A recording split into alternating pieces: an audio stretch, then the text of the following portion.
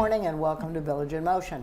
I'm Marcia Boyles and I'm delighted today to introduce a program that includes two of the Garden Ridge inpatient physical therapists. Before I introduce them, let me begin by saying that I am temporarily living at Garden Ridge and am using the services that we'll be talking about today.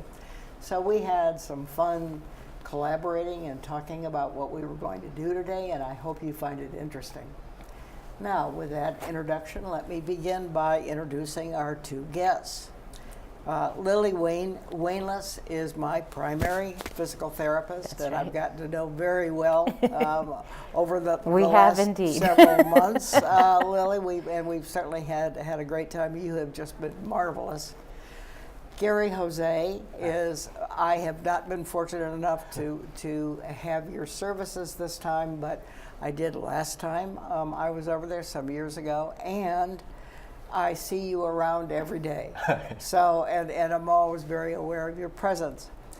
Now, the two of you, and we had a discussion about what I thought people might be most interested in, I guess because I would be most interested in knowing.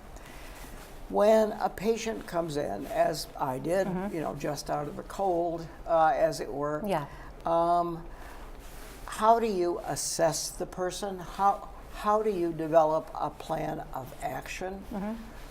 Who works with you in doing that? Physician referrals? Just how does that whole thing work? Okay. And how do you evaluate as time goes on? How successful this is being. So it's sort of the whole plan of action that I was interested in knowing how you did it. Sure. So when someone is admitted to Garden Ridge, we are given their name, obviously, and doctor ordered to evaluate and treat. So now, do you have a medical history? What we do, there's a medical chart for each patient. We thoroughly review the chart for pertinent information, and pertinent information being what the person, the patient or resident has been hospitalized for, as well as past medical history, because there might be pertinent diagnoses that we need to know in terms of what would be realistic goals to set up. So if someone, let's say, were to come in for a hip fracture this time, but they have had a past medical history of a stroke that has impacted their mobility, we need to know that. So now, do you work exclusively on the rehab floor? No, we cover the entire Garden Ridge. All of Garden Ridge. So we cover short-term or skilled rehab, which is EV2. We work with long-term care patients as well as assisted living. So we cover the entire building. All right. And the same is done for every floor. We thoroughly read the chart for pertinent information. So once we've obtained that, we come in, like we did with you, to do our assessment. Physical therapy is looking for specific things. Occupational therapy will look for something a little different. But I'll let Gary speak on to what the evaluation. Well, now let me ask you this: does every single person who moves into Garden Ridge, either temporarily or permanently, do they have some physical therapy? Are they assessed by you? I would say for the most part, yes, unless. Very rare circumstances, like if they come in under hospice. All right, under hospice or, okay. Yeah. That would certainly make sense. If I may, there are different scenarios why people go to Garden Ridge. One might be they just came from the hospital. They're just going there to a short stay, just getting some energy back, getting their mobility back and going back home. Some people may be there permanently. All right. Some people may be just transitioning there from independent living, temporarily respite care perhaps. So different scenarios, but at the very least, if we're starting to talk about with people who are just like staying there temporarily, more into the rehab side. Majority of the time, the patients that we get is from is under Medicare A, and usually I would like to take this opportunity to say like usually they would say like, oh, you have that 100 days, but we wanted to like clarify that that is the 100 days as long as it's justifiable with therapy. Some people they stay shorter than that because they might have met their goals already for like a few days, which is really good, and you don't have to stay 100 days here. You can like resume your life at home already. Some people, of course, on the other side of the spectrum, maybe you know, like having less progress, if I may, and sometimes that's when we kind of like, you know, sit down and talk about like, you know what, sir, ma'am, like we've been like working on this. This might be something that you wanted to talk about with your family, with your physician, with the other disciplines. That this might be the time to like think about like a little bit change in life, maybe some extra help needed at home. It's like more on those things, but. Yeah. All right, now the 100 days, and that, as you're indicating, Gary, is when you're showing progress, that can continue Right. So for the 100 days. 100 days are available if the individual Fully needs, covered by Medicare. not fully, fully for the first 20 days, and then 80% on day 21. Does the supplemental Correct, supplemental, normally right, pick up right, the rest of that? Right. Now it's the So end it's of 100 available. It's not guaranteed. Is what All right, it is. Okay, that would make sense. Yeah. At the end of 100 days, what happens to folks that continue to need it? Well, there's the social worker is really the person who would help in terms of what kind of coverage, if there's other insurance that would cover that, or if it becomes a private pay issue. That really doesn't happen too often with, you know, people. Does Medicare ever extend it? No. No, they don't. Mm-mm. Yeah. Yeah. So when we do the evaluation as physical therapists, we are going to look for your bed mobility, how well someone can roll in bed, get from lying down to sitting up, from sitting up. You know, it might seem very simple right now, but for some people it's a big task. Sure. It's huge. Getting from the bed to the chair, how are they able to do that, the degree of assistance that they require, the kind of transfer that they do. We look at their standing balance and endurance, how well they can tolerate standing. We look at their, as physical therapists, gait, ambulation is a big part of what we do. So we analyze their gait, see what's going on, see what needs to happen to make the gait a little more efficient, better, whatever. So those are the things that we as physical therapists look at. Did I leave anything out? No, but of course, like physical therapy is just one discipline that's working with a patient. There are like other disciplines that are part of the team: the occupational therapists, speech therapists, nurses, doctors, dietitians. A lot of people. It's like a solid team that's working with the care of the patient. But at the very least, with physical therapy, of course, we treat everyone as like a unique individual. You know, even if you all are like trying to like just get your mobility back to be able to stand and walk, everyone is different. You might have like maybe some people, we wanted to know like, how was your prior level? Are you someone who's like active? Are you someone who's more sedentary? What are your activities? Are you someone who likes to socialize, do bingo, or are you someone who plays Wii bowling or something like that? Do you love to walk outside? Because we pattern our goals to that prior level. We don't want to like, hey, we'll walk for like a mile, but you don't walk, so why are we doing that? So we always ask you these things because we wanted our goals to reflect how you live your life before, and we wanted you to be as close to that as possible before you go home. So the goals then you develop with the individual. With the individual, we always ask, what are your goals? You know, we'd like to know what each individual would like Yep. from rehab. Sure. Yeah. Whether that's attainable or not, in time we will revisit those goals, but it's important for us to know what your goals are. Yeah. For example, I just recently worked with an individual who said, my goal is to transition to long-term care. I'm so you would that makes a difference. What do you want to be able to do here? Those are the things that it is really vital for us to talk to the individual themselves and their family, in case they have close relatives or POAs, kids, that what they wish to do with their life. Like what Lily said, maybe someone from independent living comes to us, but they're really planning to just transition there and live their life in Garden Ridge, which is completely okay.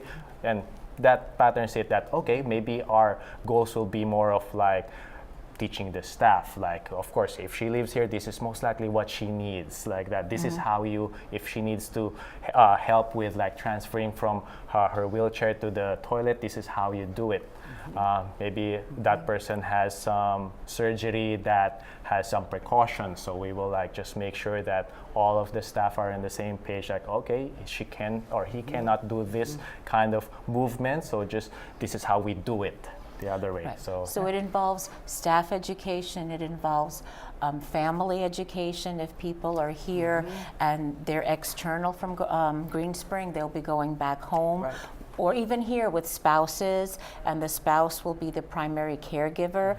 It involves a lot of family education to teach the caregiver how to do things. This is how it's safe for the individual, but also safe for you, because we have to look at the caregiver safety as well. So there's a lot of education involved. Well, now, do you actually provide the caregiver with education? Absolutely, that's a big part of what we do. I had no idea. Isn't that interesting? Because if let's say a husband comes in and he's going to be going back home with his wife, Right. but he's going to need just a little bit of help, let's say with dressing, the occupational therapist will provide that education to the wife. This is the safest, most efficient way for you to assist your husband. And if it's with physical therapy, if they need help in terms of getting in and out of the bed onto a chair, this is how it's done safely for both the patient and the caregiver. yeah, sometimes I even do car transfers with the family. Yeah. Hey, my relative is my dad is really doing well. We're planning to have a doctor's appointment this time. We just are wondering if he can go with us or use the transportation services, so we can be all right, you know what, let's try to do it together. Let's see if you can do it safely with your dad. And so we really do listen to the individual and what's important for them. I've had many people who outdoor walking is a big part of their day. Normal routine. Part of our therapy is going outside, weather permitting, Okay. and doing just that. Working on the curbs, working on inclines, working on uneven surfaces. Do you recommend specific numbers of hours and things of that sort in terms of aids when folks go back home? Yes, but that's done as Gary said, as a team. We have the care plan meetings that the social worker generates, and it's the social worker, PT, OT, nursing, dietary, everybody's involved, and based on everybody's input, there's a recommendation to how many hours we as a team recommend. Yeah, and usually that meeting is wherein we lay the cards out on the table and we tell them oh, this is our recommendation, but do you agree? If they would say no, we don't agree with that, so we will say all right, if this is what you want, then you would most likely be needing this and that. Of course, it still is the family and the patient's decision to what they wanted to. Oh, sure. To it's decide only a for themselves, recommendation. but we just wanted to make sure that they have the best care and they'll be as safe as possible. Yes. Whatever the decision Right. that they make. And I also wanted to mention, in terms of discharge, we also recommend and sometimes help obtain equipment So a patient, if the patient Give will us some need examples. will need a walker, we, okay. you know, we'll and Medicare will cover that. We order the walker, measure the walker, or a commode. Right, they'll Usually, be needing a wheelchair. of a wheelchair. Then we get involved in measuring, because not everybody Oh. fits in the same wheelchair. Right. So I measuring, can believe making it. suggestions. There's different parts to the wheelchair, trying to see which part would be the best for that individual. So we, you know, we'll try to, whatever equipment is needed, get involved with that as well. I have been impressed by the fact that you really do work as a team. The PTs and OTs often give therapy together, which We I do. think is terrific. For certain individuals where they, let's say, initially require a lot of physical assistance that one therapist couldn't provide by themselves, we do work as a team often, like where the PT and the OT will work together to get that patient to a place where they just need one person, and then Yes. we can split up and then focus on our own areas. Right. Yeah, yeah. Well, and I think there's that kind of collaboration. There are often real advantages. You're looking at it from, the OT and the PT often look at it from a slightly different perspective. You're absolutely whatever's right. going on. You're absolutely right. How long have each of you been here? I will have been here 10 years this August. Okay, I knew it was a long time. Yeah, yeah. Gary, you've been here a long time too. Yeah, like 10 years, 2 months. Okay, both of you 10 years. All Yeah, right, yeah. I knew since we've done programs in the past on this. Okay, well, I see we're down to the last couple of minutes here. What would you like to say in closing up here? You know, I find the services over there, the PT, OT, et cetera, services wonderful. What would be your? I would like to say that overall, I've worked mostly in Garden Ridge, but I have had some experience at Hunter's Crossing and outpatient as well. And just talking to individuals, the overwhelming impression I get is that people somehow are afraid of Garden Ridge, or they don't want to be there. It has some sort of negative connotation. And I'm here to tell you that if you need it, our goal is to help you achieve your goal. Things happen to everybody. You know, we all have something at some point or another in our lives happen. Our goal, once you come to Garden Ridge, is to help you achieve your goal. And we're not that scary a place. Yeah. And in addition to that, yeah, it's the same. Yeah, we the goal is we try to like get you as close to your prior level, or maximize your quality of life. Right? It's I know that, yeah, like what Lily said, it's like more of like a taboo. Maybe it's like there's like a stigma, like Garden Ridge. But overall, if you know, everything, we try our best to like be as positive there and try to like give people like the best experience, and that they can like be more mobile, and like I said, like better quality of life all in all. Yes. Yeah. Well, I think all of us who have found ourselves at Garden Ridge for whatever length of time are awfully grateful it's over there. You know, if it weren't, we'd be going who knows where. So I mean, it feels a little like home. And we're very happy to serve the Green Spring community. So Yes, yeah. and we all see our friends and neighbors over there. Oh, yeah, I yeah. have been amazed how many friends and neighbors I have That's seen true. That's on true. EV. Yeah, absolutely. Sort of old home week. And you all absolutely do a tremendous amount to make it. Thank you. Well, thank you. Both welcoming and terribly helpful. I mean, it just is good for the morale, I think. Thank you. To be so much. All right, well, thank you, both of you. Thank you. In another year or two, we'll do this again. That'd be great. Yeah. And see where we've all progressed. That would be wonderful.